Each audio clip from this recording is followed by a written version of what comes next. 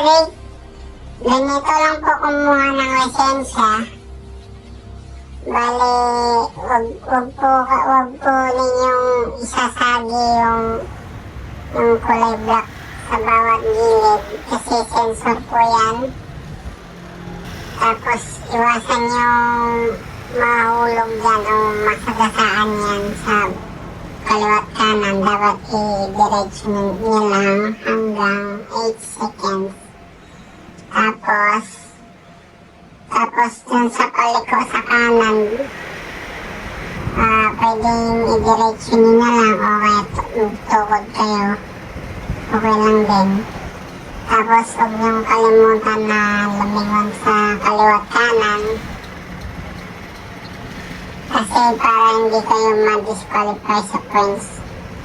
Tapos 2 beses kayo huminto sa unang stop saka pangalawa kasi may sensor po yung bawat stop.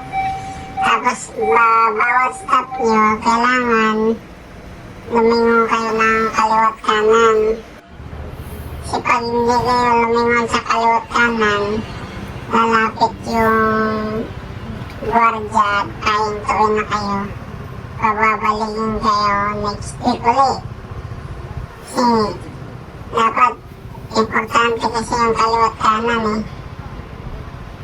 So okay lang yung masagasaan ninyo yung unang pag-akyat ng test sa sensor. Mga 1-2 beses pwede pa yun.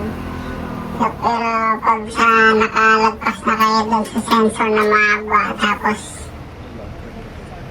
hindi kayo na lumingon ng kaliwat kanan, ayun,